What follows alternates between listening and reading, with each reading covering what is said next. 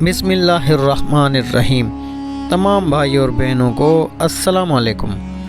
ناظرین گرامی، رابعہ بصری اپنے والدین کی چوتھی بیٹی تھی، اس لیے آپ کا نام رابعہ یعنی چوتھی رکھا گیا۔ وہ ایک انتہائی غریب لیکن معزز گھرانے میں پیدا ہوئیں۔ رابعہ بصری کے والدین کی غربت کا اندازہ اس بات سے لگایا جا سکتا ہے کہ جس شب رابعہ بصری پیدا ہوئیں، آپ کے والدین کے پاس دیا جلانے کے لیے تیل نہ تھا اور نہ آپ کو لپیٹنے کے لیے کوئی کپڑا تھا۔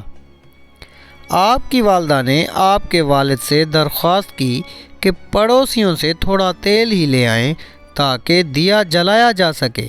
آپ کے والد نے پوری زندگی اپنے خالق حقیقی کے علاوہ کسی کے آگے ہاتھ نہ پھیلایا تھا، چنانچہ وہ پڑوسی کے دروازے تک تو گئے لیکن خالی ہاتھ واپس لوٹ آئے۔ رات کو رابعہ بصری کے والد کو خواب میں حضور پاک صلی اللہ علیہ وسلم کی زیارت ہوئی اور آپ صلی اللہ علیہ وسلم نے رابعہ کے والد کو بشارت دی کہ تمہاری نو مولود بیٹی خدا کی برگزیدہ بندی بنے گی اور مسلمانوں کو صحیح راہ پر لے کر آئے گی۔ تم امیر بصرہ کے پاس جاؤ اور اسے ہمارا پیغام دو کہ تم امیر بصرہ ہر روز رات کو 100 مرتبہ اور جمعرات کو 400 مرتبہ درود کا نذرانہ بھیجتے ہو، لیکن پچھلی جمعرات کو تم نے درود شریف نہ پڑھا، لہذا اس کے کفارے کے طور پر 400 دینار بطور کفارہ یہ پیغام پہنچانے والے کو دے دو۔ رابعہ بصری کے والد اٹھے اور امیر بصرہ کے پاس پہنچے۔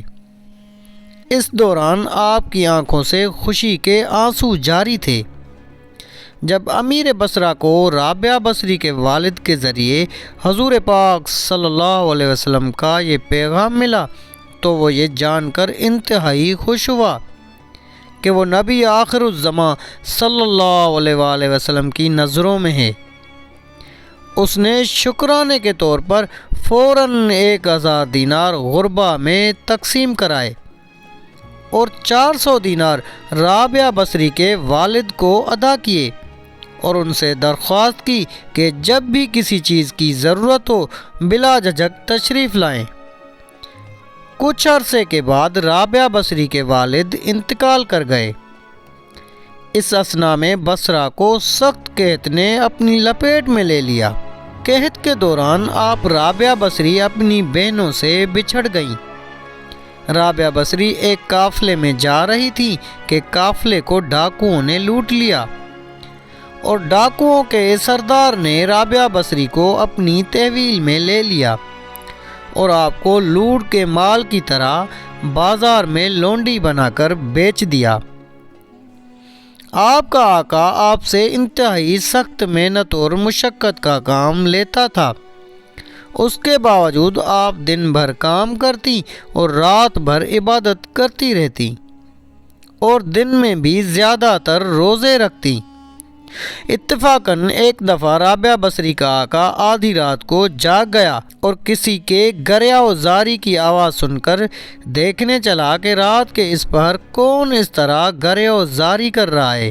وہ یہ دیکھ کر حیران رہ گیا کہ رابعہ بصری اللہ کے حضور سر بسجود ہیں اور نہایت عاجزی کے ساتھ کہہ رہی ہیں، اے اللہ، تو میری مجبوریوں سے خوب واقف ہے، گھر کا کام کاج مجھے تیری طرف آنے سے روکتا ہے، تو مجھے اپنی عبادت کے لیے پکارتا ہے، مگر میں جب تک تیری بارگاہ میں حاضر ہوتی ہوں نمازوں کا وقت گزر جاتا ہے، اس لیے میری معذرت قبول فرما لے اور میرے گناہوں کو معاف کر دے۔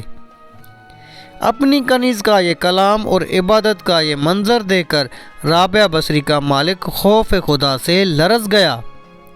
اس نے یہ فیصلہ کیا کہ ایسی اللہ والی کنیز سے اپنی خدمت کرانے کی بجائے بہتر یہ ہوگا کہ خود اس کی خدمت کی جائے۔ صبح ہوتے ہی وہ آپ کی خدمت میں حاضر ہوا اور اپنے فیصلے سے آپ کو آگاہ کیا۔ اس نے کہا کہ آج سے آپ میری طرف سے آزاد ہیں، اگر آپ اسی گھر میں قیام کریں تو میری خوش نصیبی ہوگی، ورنہ آپ اپنی مرضی کی مالک ہیں۔ تاہم اگر آپ یہاں سے کوچ کر جانے کا فیصلہ کرتی ہیں تو میری بس ایک درخواست ہے، میری طرف سے کی جانے والی تمام زیادتیوں کو اس ذات کے صدقے معاف کر دیں جس کی آپ راتوں کو جاگ جاگ کر عبادت کرتی ہیں۔ سبحان اللہ۔ اسی وقت اس کے مالک نے اس کو آزاد کر دیا۔ تو ناظرین گرامی، یہ تھا رابعہ بصری کا واقعہ۔ امید ہے آپ کو ہماری آج کی ویڈیو اچھی لگی ہوگی۔ اگر آپ کو ویڈیو اچھی لگی تو ویڈیو کو لائک کر کے اپنے دوست و احباب سے بھی زیادہ سے زیادہ شیئر کریں۔ جزاک اللہ۔